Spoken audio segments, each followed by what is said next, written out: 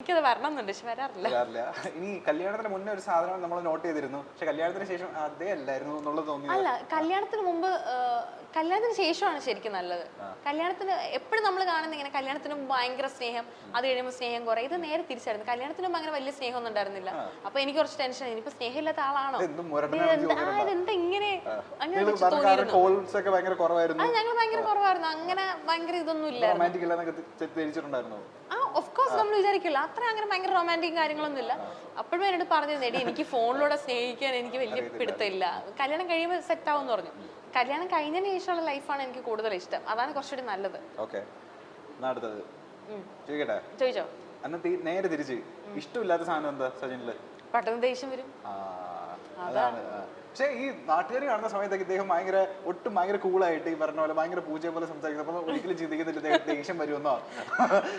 ഇല്ല, പെട്ടെന്ന് ദേഷ്യം വരും.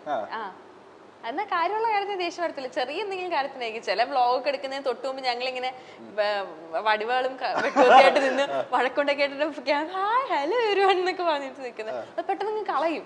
അതുകൊണ്ട് പിന്നെ കുഴപ്പമില്ല, വ്ളോഗൊക്കെ നടന്നു പോകും. അങ്ങനെ ഒരു വ്ളോഗ് പറഞ്ഞ, അതായത് ഒട്ടും മുന്നേ ഭയങ്കര അടിപൊളിയായിരുന്നു, പക്ഷെ നമ്മുടെ ഇന്റർവ്യൂവിന് ഞാൻ പറഞ്ഞില്ല ഇതിനു മുമ്പോട് വന്നിട്ടുണ്ടെന്ന്.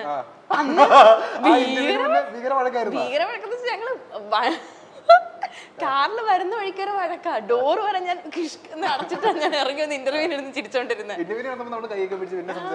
അതെ, അത് ആള് ആ സമയത്ത് ആ ഒരു നേരം മതി, അപ്പോഴേക്കത് മറക്കും. പക്ഷെ ഞാൻ ഉള്ളിൽ വെച്ചോണ്ടിരിക്കും.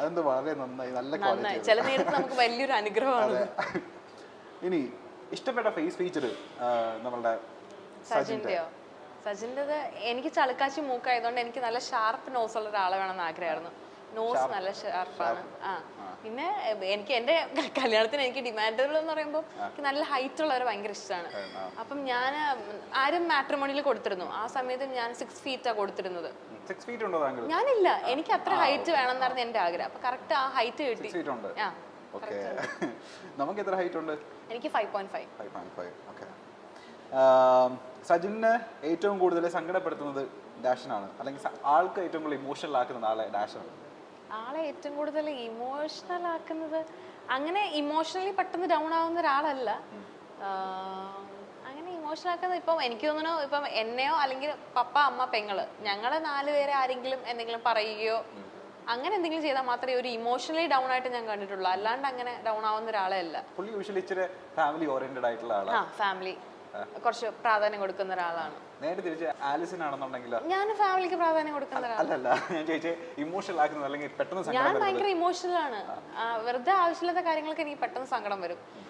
എനിക്ക് എപ്പോഴും ഏറ്റവും കൂടുതൽ ഇമോഷണൽ ആവുന്ന എനിക്ക് ഒരുപാട് സ്നേഹമുള്ള ആൾക്കാരുടെ ഭാഗത്തുനിന്ന് ഇപ്പം ഒന്ന് ദേഷ്യപ്പെട്ട എന്തെങ്കിലും പറഞ്ഞാൽ എനിക്ക് പെട്ടെന്ന് ഞാൻ ഡൗൺ ആവും. അല്ലാണ്ട് എനിക്ക് പ്രശ്നമില്ല.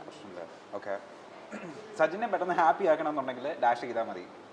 എന്തെങ്കിലും ഗാഡ്ജറ്റോ കാറോ അങ്ങനെ എന്തെങ്കിലും വളരെ എളുപ്പം പറ്റുന്ന കാറോ ഒരു ഗാഡ്ജറ്റോ അങ്ങനെ എന്തെങ്കിലും സാധനം മേടിച്ചു തരാന്ന് പറഞ്ഞാൽ, മേടിച്ചു കൊടുത്തില്ലെങ്കിലും കുഴപ്പമില്ല, മേടിച്ചു തരാന്ന് പറഞ്ഞാൽ പറ്റിച്ചാൽ മതി, ഹാപ്പിയാവും. എങ്ങനെ എന്തെങ്കിലും സാധനങ്ങൾ വാങ്ങിച്ചു കൊടുത്തു നമ്മള് ഹാപ്പി ആക്കാൻ വേണ്ടിട്ട്? ഫസ്റ്റ് ബർത്ത്ഡേക്ക് ഞാൻ എന്താ കൊടുത്ത, മാക്ബുക്ക് കൊടുത്തു.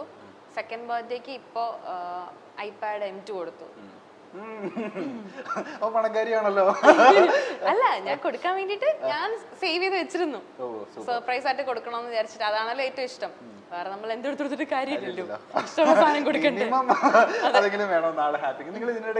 ലക്ഷറി കാർ എന്തെങ്കിലും എടുത്തോ? ഞാൻ BMW എടുത്തായിരുന്നു. അതെങ്ങനെ യൂട്യൂബ് ഒക്കെ സ്റ്റാർട്ട് ചെയ്തതിനു ശേഷമാണോ? കല്യാണം കഴിഞ്ഞതിന് ശേഷം യൂട്യൂബ്, കല്യാണത്തിന് ജസ്റ്റ് ഒരു 1-2 ആഴ്ചക്ക് മുൻപ് യൂട്യൂബ് തുടങ്ങി. അപ്പൊ കല്യാണം യൂട്യൂബിലൂടെ ആയിരുന്നു. അതിനുശേഷമായിരുന്നു കാർ എടുത്തത്. എന്തോ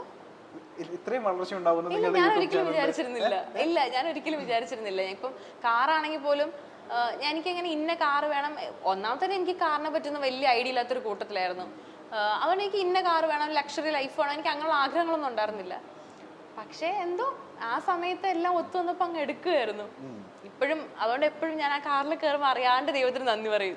കാര്യം നമ്മൾ പ്രതീക്ഷിക്കുക ലൈഫിൽ ഞാൻ ആഗ്രഹിച്ചിട്ട് പോലും ഇല്ലാത്തൊരു സാധനമായിരുന്നു. അത് പെട്ടെന്ന് കിട്ടിയപ്പോൾ എൻ്റെ ഒരു വലിയ ബ്ലെസ്സിങ്ങിന്റെ ലിസ്റ്റിൽ ഒന്ന് അതാണ്.